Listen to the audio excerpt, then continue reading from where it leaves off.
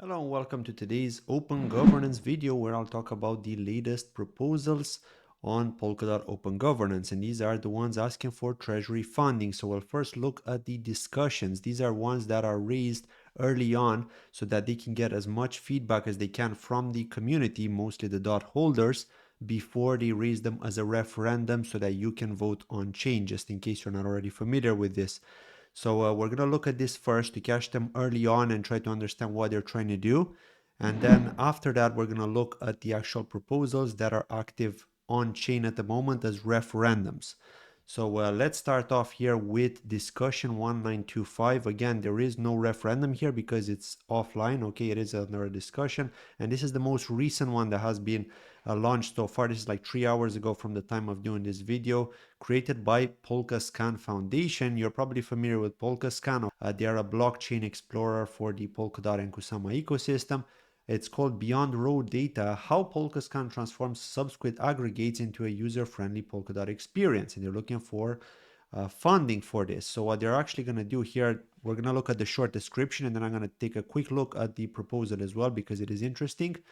So in short, what they want to do is they want to extend the Polkascan open source block explorer with more features, such as an improved dashboard, user-friendly descriptive representations of events and calls, making data understandable for less technically inclined users. And these enhancements can also make the block explorer more useful for parachain teams that host it. Now, looking at the proposal here, there are no comments because this is very early, so it's just 3 hours ago. But the proposal is actually pointing to GitHub, so you can tell that they're very techy, of course, over at Polkascan. So we have seen many proposals from Subsquid before. They're not new to the ecosystem. They have requested funding multiple times because they are data providers. So they're saying here that Subsquid has even more data available and plans to add even more valuable information in the future, including details about transfers made with Polkadot's cross-chain messaging service. So what we want to do now with this proposal is to take full advantage of all this extra data that Subsquid offers, and you want to improve the Polkascan Explorer by making all of Subsquid's extensive data available through it, ultimately aiming to make the Explorer a more powerful and user-friendly tool for every substrate-based network. And here you can see some more information on what they're planning to do, dashboard enhancement, for example, and this is how it's going to look. You can see they've given us all the information we need here just so we know what to expect. And this is mostly for techie folks as well, but of course, power users, like if you're a tech user, and most Polkadot people are tech users, to be fair, so you'd be very familiar with this. Calls page, making list pages understandable, more identity features, search bar improvements, transfers and rewards pages, combining staking events with staking calls, historical balance, technical improvements, and so on. And here, if we scroll further down, we can see they're looking for 16,674 DOT, which is worth approximately 65.3 thousand euro, and that's around $67,000. Okay, just so you know. And then they're giving us more information on how they're breaking down the hourly rate. Now, if we look at Polkascan here, we can already see that these are all different parachains supported, as well as, of course, Polkadot itself. And we can get more information on Kusama as well if we scroll further down. And some of the parachains, again, not all the parachains are supported on Polkascan. It's not as advanced as Subscan. They have been left behind quite a lot, and I don't know that many people that use Polkascan, to be fair. I personally use Subscan for everything. I know many people in the community use Subscan. So again, Polkascan is older, but they're not as advanced. They don't offer as many features. So we'll have to see if this is going to change, especially with this upcoming proposal. Now we've got an interesting one next here. And this is no stranger to the ecosystem. Cryptonitas, Cervera is his name, is a content creator in Spanish. And so he's requested funding from the Kusama Treasury in the past and also from the Polkadot Treasury. And it has been successful. And now he is looking for more funding. Now, the last Polkadot Treasury request that he's done was during Governance 1. And unfortunately for him, not enough council members have voted in time, and so that proposal got rejected in order to guarantee him the funds. And so now he's trying again on Open Gov, and now of course he's going to have to fight everybody, as you know. That's how it is with the proposals. You are down to exposing yourself to the wider audience, to the community, to stressed people, to happy people, to all kinds of people, right? So you're going to get haters, you're going to get people that love you, that support your content, and you're going to get people that are simply going to knee you no matter what, because they just don't want to see YouTubers, right, getting funding from the Treasury. And that has happened to me, unfortunately, as well. Even if I've been doing content for this ecosystem since 2020, even if I have been on many people's channels, as in other content creators, to promote Polkadot, and I am going to do a video on that just to show you all the different content creators I've been to. I'm going to do like a short summary with segments to show you all the different ones where I've been promoting Polkadot, and it was all done for free. I wasn't even paid by the Treasury to do that at the time. And so, just requesting some money to sustain and to be able to continue to produce content and to get so much hate is really, really sad, and this is the life of a content creator right now in the bear market, unfortunately.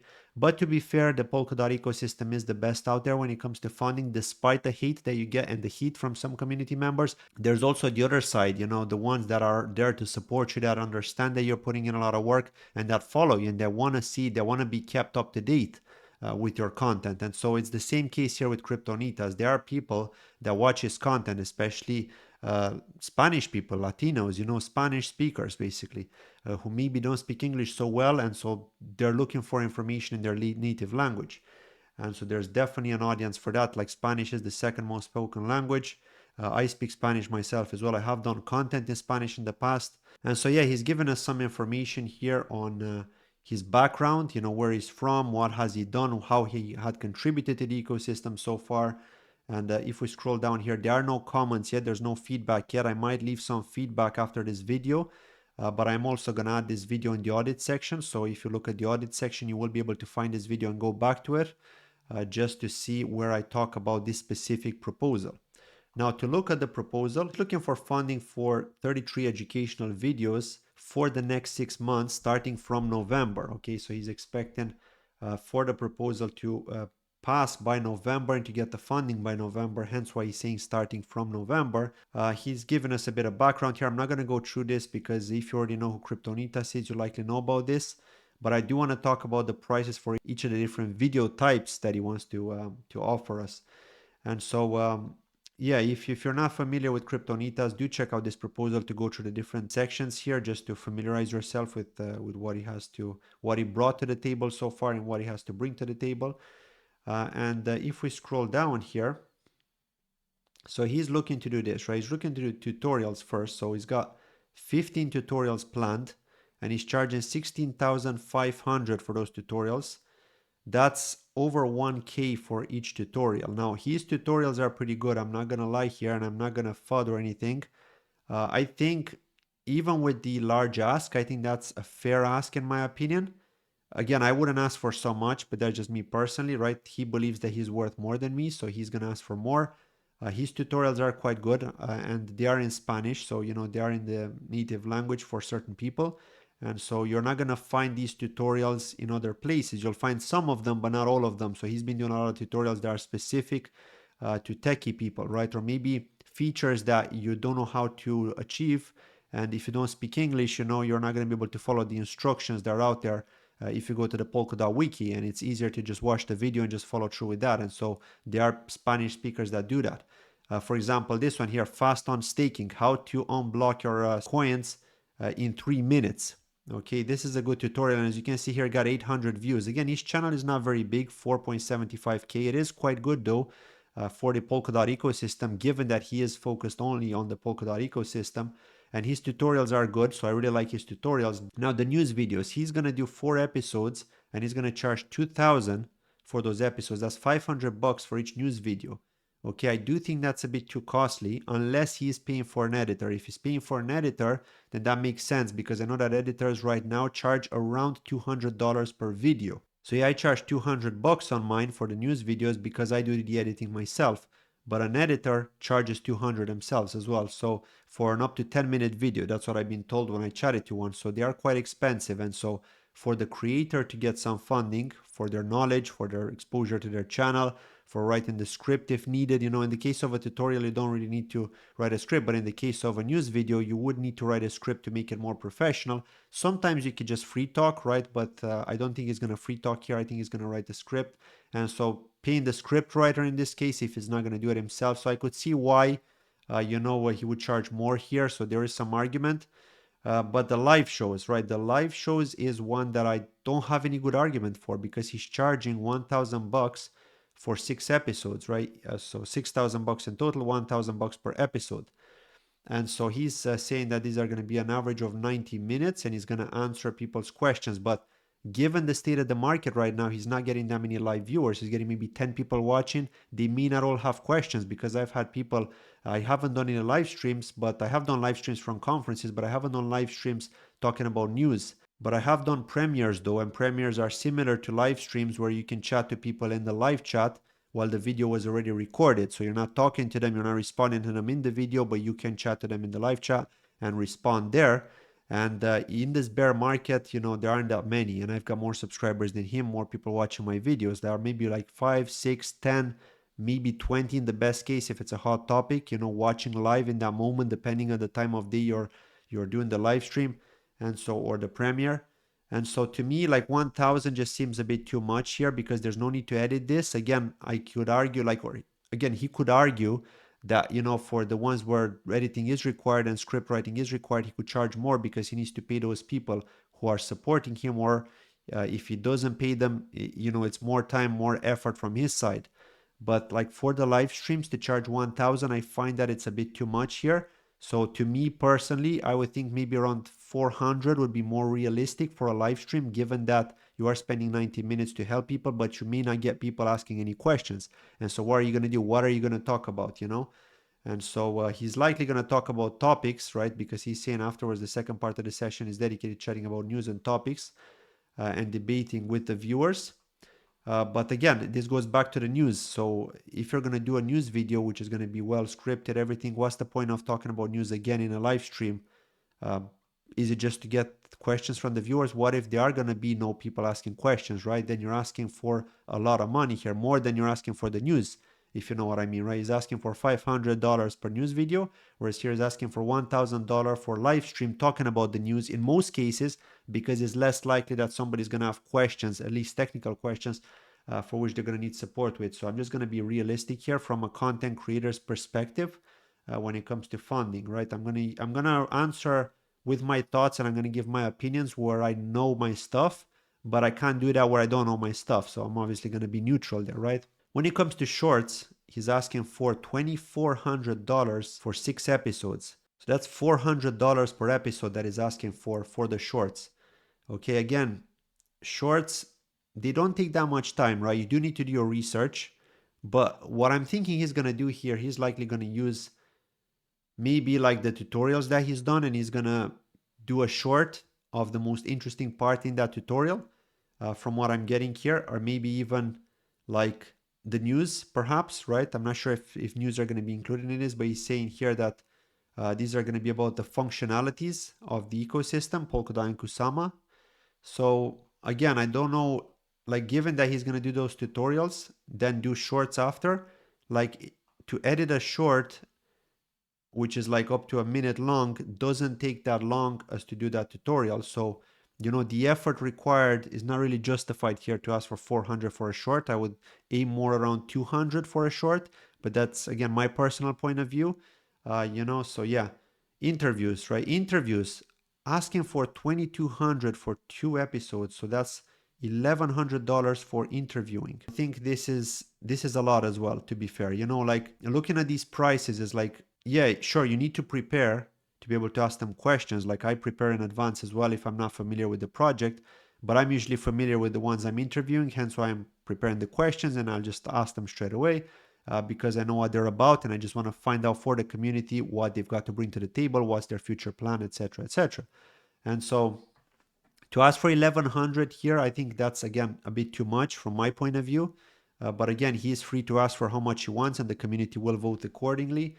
So again, this is just my opinion, my personal point of view from my expertise as a content creator. Of course, I could also ask for this kind of amount, but I just don't think it's fair to you, the dot holder, the community, to be charged so much. Again, you're not paying from your own pocket, it's coming from the treasury, but again, it is affecting a dot holder at the end of the day, right? I'm also a dot holder, so it's also impacting me. So speaking from that perspective with the media expertise, I just think this is a bit too much for an interview. Again, if it's going to take a lot of time to edit it, you know, maybe you can come up with some arguments there, but still, like $1,100 for an interview, I just don't really see it. If you would have said maybe 500, I would have said, yeah, that's fine, you know, for an interview. I wouldn't have been too bothered with this. So again, out of all of this, I would say probably the tutorials would be, you know, the most accepted, even though he is asking for a larger amount, because I know that a lot of work is being put into those tutorials just to create it, and you need the technical knowledge. So people are paying for his knowledge,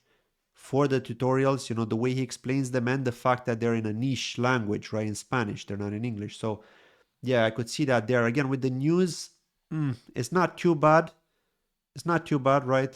It's doable. $500, you know, I would say it's between a fair ask and a bit of a high ask, but I would say it's okay. Like for me, that's an I from this perspective. But again, just to go back to it, live shows, I think that's way too much. Interviews, I think that's way too much. So, and also the shorts as well. The shorts, $400 for a short, maybe not, right? But yeah, this is pretty much it. Again, this is his channel. You can check it out.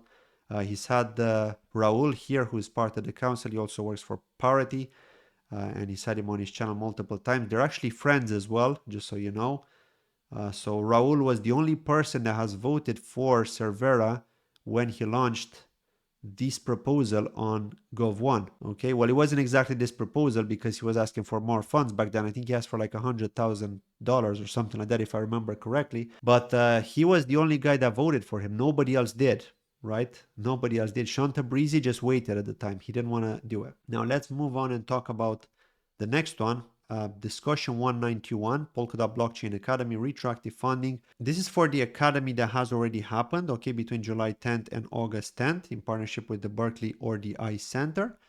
Now the program has educated 75 students, 55 developer track students, and 20 students that went through the pilot of the Founders Track syllabus.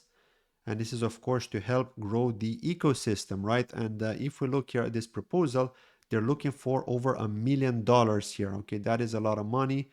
But again, it is the Polkadot Blockchain Academy here. So, you know, it does make sense. And they have conducted it. It has been successful. So we'll see if this passes. I do believe this is going to pass. But again, you never know. It is down to the community. There is no social contract. Like once you're asking for funds retroactively, there's always that risk that you're not going to get anything. The Polkadot Accelerator Fund. Now looking at the overview here, they're saying they're establishing the Polkadot Accelerator Fund with a mission to expedite the development of protocols within the thriving Polkadot ecosystem. Over the next 2 years, they intend to deploy these funds exclusively within the Polkadot ecosystem, focusing on nurturing projects in the DeFi and social application space. Their accelerator will be under the stewardship of the CFA chart holder, ensuring a strong financial and innovative perspective. All investments will undergo rigorous review by a committee. Their focus remains exclusively on supporting parachains, upchains, and projects building on top of parachains. They're basically trying to become a VC, a venture capital, who's trying to invest in startups, and they're claiming here that they're going to be doing a lot of due diligence before investing. The idea here is that they're going to invest in pre-seed and seed, and then they're going to return that dot back to the treasury. Okay, so that's what they're saying here, and they're basically breaking this down in different stages. The 3 stages of long-term growth. So the first stage, in this stage, they aim to invest in 15 to 20 pre-seed projects with investments ranging from $75K to $100K per project. Again, from the treasury funding here, which apparently they're going to pay back, but then that comes with risks. Okay, we know the risks. We're in a bear market right now. What if the price doesn't do well for them to be able to earn something and to pay them back? This just means, like, to me, this is just like investing risk free, because they're earning from those projects because they're going to get an allocation, but then they're sending that dot back. So they're using the dot from the treasury to do this investment. So it's risk free. Like anybody could do it. Like I could personally create a proposal like this and say, I want to invest in various projects. I'm going to do my due diligence on them. I'm going to bring a team and do the same. But I just don't think it's too fair, you know, on the Polkadot Treasury to use funds from the Polkadot Treasury and to invest. You know, what if you're making some bad calls? What if they're rogues, right? You're saying that you're going to be auditing these teams, but you never know, right? It's crypto at the end of the day. There are always risks associated with it, and to risk the treasury money for that, I'm not so sure I agree with this specific part, right? So they've got the second stage as well. As the ecosystem matures, the second stage will involve 10 to 15 pre-seed and seed investments with capital allocations ranging from $75K to $125K per project. Third stage capital call is the final stage where they plan to make 5 to 10 seed and follow-on investments, allocating between 100K and 200K per project to further strengthen their development and impact. Again, they're saying that investment decisions will undergo thorough review and scrutiny by their dedicated committee. This ensures transparency, accountability, and prudent allocation. But again, I think it's risky here, right? So they're saying they're going to do this over a span of 1 to 2 years. So we're not going to see those funds back to the Treasury for 1 or 2 years, with the risk that we're not going to see those funds at all, right? There's also that risk. So this is the breakdown right here. You can see that the manager's salary for 2 years is 95K. The analyst salary is 25K for 2 years. Legal and tech 10K. 2 advisors in Polkadot events travel as well. Also the volatility, they've accounted for that as well. And they're saying here that this proposal includes a 10% carry-on return structure, which is intentionally reduced compared to industry standards, and it will just be applicable after the principal investment is fully returned. Now they're expecting to earn 1.5x from their investment, ensuring returning the dot raised. Okay, so they are going to keep the rest of the funds themselves, of course. They're not going to push some of that to the treasury. I think, like, to me, like, if they would give a certain percentage to the treasury, I think that would make more sense, because you are using the treasury's money to risk these investments, and then you're making money from that, right? So why not, if you're going to sell some of those tokens that you get from those allocations, especially pre-seed and seed, because you're going to get them super cheap in those rounds, then why not use a certain percentage, maybe like 10%, 20% of that, buy DOT and send that back to the treasury, right? I mean, that could also be done. And here, if we look down, there are some questions. We got some questions with these guys. So Proposal Critic is saying, can you provide info about the proposing team? Again, there is no information about this team here. And the value back to the treasury. Now, they've responded here as well. So they're giving their information on how it's going to work. But what we haven't seen here is a response to this. And I'm really looking forward to this one. So Captain Lewis is saying, what specific criteria and due diligence processes will the investment committee employ to evaluate and select projects for funding? And how do these criteria align with the overarching goals of the Polkadot ecosystem? And how will they contribute to its growth and sustainability? How is the financial viability of the fund ensured over the long term, especially given the absence of an annual management fee? How will the fund maintain operational sustainability while also achieving a notable return on investments for its stakeholders? What measures are in place to guarantee transparency and accountability in fund management, investment decisions, and reporting? How will the governance structure include the role of the investment committee, ensure prudent and effective use of the fund sources while minimizing conflicts of interest and other potential governance issues? So there's nothing going to Polkadot here, risk-free for this team. Again, this team here is not mentioned anywhere. Like, there's basically no proposal here. I'm not sure if they're going to add a proposal. They're likely going to show up on AAG as well. I'm expecting that to happen on the Kusumerian's channel. Right now, as it stands with this proposal, I'm just not convinced here. But I could be wrong. Again, maybe these guys have a really good plan in mind.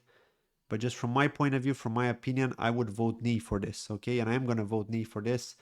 I'm going to tell you right now, I'm just not convinced that, it brings, as it stands, I'm going to vote nay, right? Just to make it clear. So if they're going to change this proposal when it goes on chain, they're going to say, we're going to allocate this amount more to the treasury because we're definitely going to earn investing at seed and pre-seed. And they also publish the team because we don't know who the team is.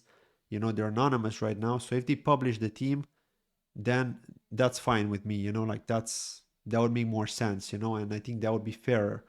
But if you're anonymous and you're not going to give anything back to the treasury, I don't know. Now, the next one here is Ellipal self-custody cold wallet. They're going to add different features here for a cold wallet, which already exists. Apparently, it's quite popular. I haven't heard of it personally. I've only heard of Ledger and Trezor. I know that there are many others out there. Ellipal, I think it's called Ellipal or Ellipal. I'm not sure how it's pronounced, but what they want to do here is they're looking for funding to add .ksm token staking for the hardware wallet. This is how it looks, by the way. It's been on the Forbes Advisor Best of 2022 hardware wallets because it is an air-gapped wallet. They want to also add Aster and Glimmer parachain tokens. They want to add .ksm Aster Glimmer swap features and also Wallet Connect V2. An integration with that, and also the Polkadot wallet integration. So some of the advantages here with this Ellipal hardware wallet is that it's air-gapped, no connectivity to Wi-Fi, Bluetooth, USB, NFC, or any other network connections.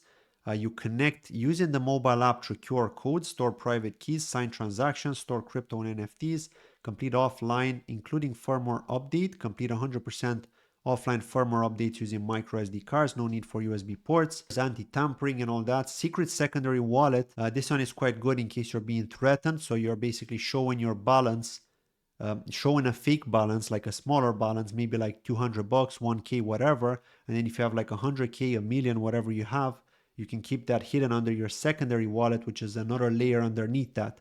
So you need to unlock that as well. And nobody's going to know if they're trying to rob you. They're only going to think, okay, this guy only has 1K, right? So that's one of the advantages. This is how it's going to look, okay, when you're connecting to your mobile wallet.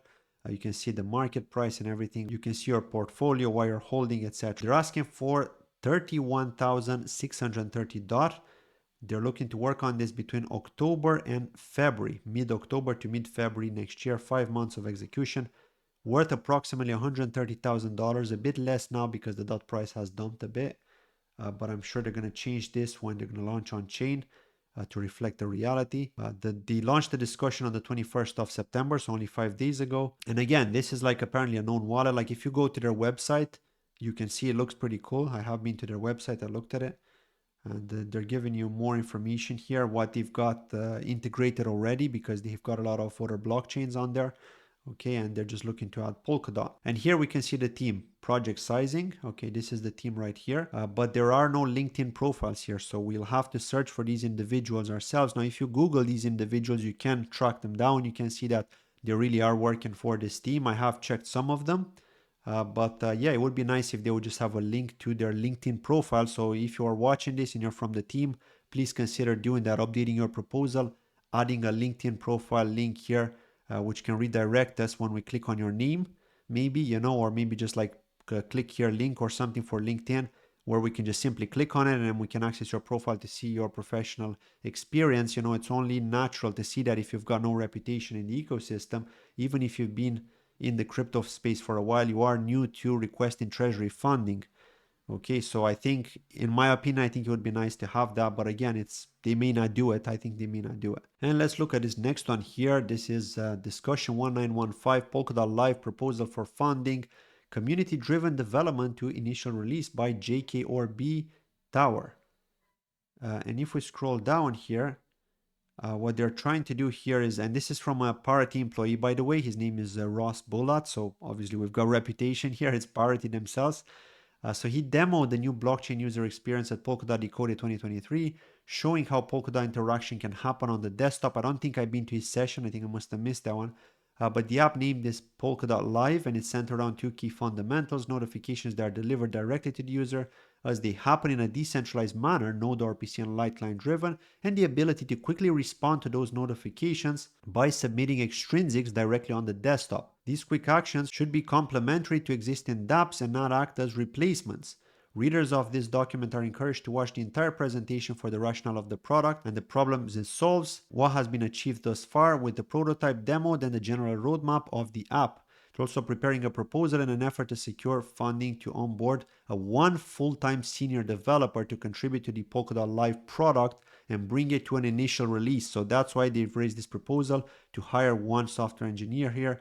As you can see, they're looking for 24,213 DOT, worth approximately 100K at the time of raising this proposal. And so, yeah, absolutely. I mean, it is worth it. There's no doubt about it. That's how much devs cost, especially because you want to launch this kind of product, which is going to be helpful to the ecosystem and to the community. And if we scroll down here, we can see Ross himself is looking forward to see the results of this proposal and advise on the direction of Polkadot Live. He posted it 6 days ago. He's also saying it would be nice to see this tool alive. He's sick here. So this is Simon, who runs a validator. He's saying, I'm always afraid of one-man show projects, but given that the ORB and JKORB stands for Ross Bullat, and the JK not meaning just kidding, he's totally up for this. He showed us how to single-handedly change the Polkadot staking landscape at a price tag of 100K in DOT. This seems to be a super reasonable contribution. But what's funny here is that he says, thank you for the positive notes. Was the nay vote unintentional? And I'm a bit confused here. It's like, what nay vote? Because this referendum hasn't been launched on chain yet, at least not that I've seen it.